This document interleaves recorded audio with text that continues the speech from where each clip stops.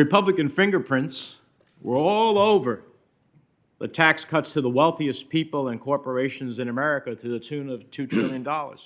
Republican fingerprints for the many years that they were in a majority were all over the budget spending that was unpaid for.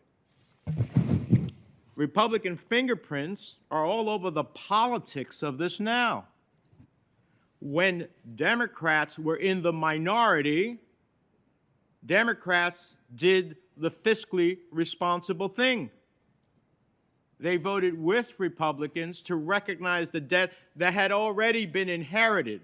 Not a debt to come, but that which had already been inherited. You all created a significant part of this debt, and now you want to walk away from it. Now, I know that President Trump was the king of debt and bankruptcy, and maybe you've adopted that as your view, but it is not a view in the national interests of the United States. So I love that my friend sparks my concerns. In any event, let me turn to my real purpose here. We have discussed at length how diversity remains a problem at both of your agencies. Chairman Powell, during your tenure, the number of minorities in management positions have barely budged. In the most recent report, the Fed's Office of Minority and Women Inclusion states, quote, the Hispanic participation rate in our workforce has remained steady over the past 5 years. Steady. Well, when it's already pretty dismal, steady doesn't really do very much for me. We recognize that our prior efforts, it goes on to say, have resulted in minimal progress. So my question is, what are you doing about it? What are you doing about it? And then let me just make this a joint question. Secretary Yellen,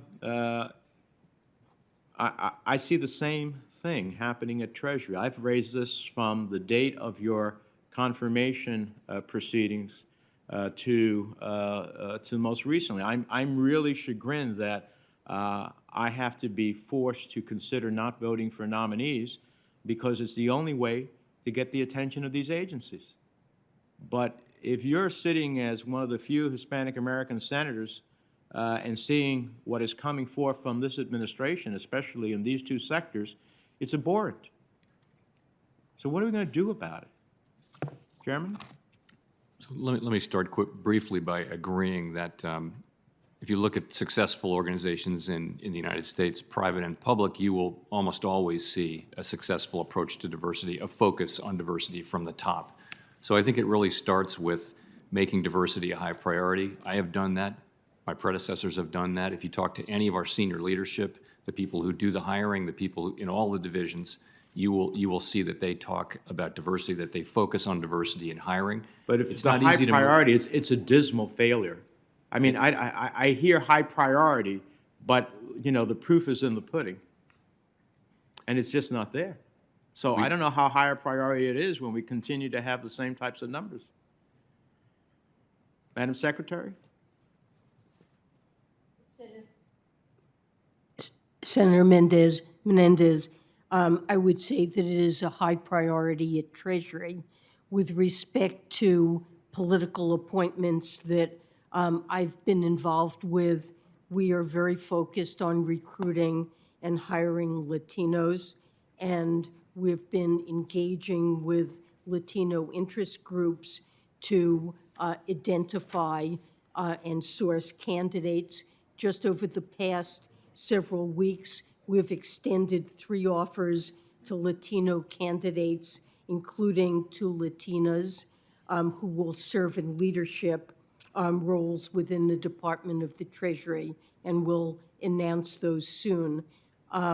In hiring within the department as a whole, we track very carefully the demographic composition of our workforce, and it is a high priority to improve diversity.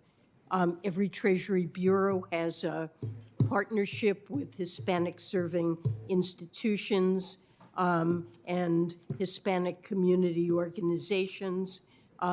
We have employee... Well, I don't mean to interrupt you, but I look forward to seeing actual nominations. Every nomination that I have been asked to cast a vote on here certainly is not Latino. They're not all Senate confirmed, but they are Okay, senior then I leadership would love to positions. see those that aren't Senate confirmed, because as far as I can see, the numbers haven't changed. So I look forward to the announcements, because I would love to applaud progress in a significant way. If I may, Mr. Chairman, one last question. Chairman Powell, you know, for the Latino community, but beyond, expanding access to childcare, wouldn't that improve the labor force participation rate among women? I know so many women who want to get back in the labor force, but they have no access to any affordable childcare that at the end of the day allows them to do so. So there's a good bit of research that would support that conclusion, yes. Thank you.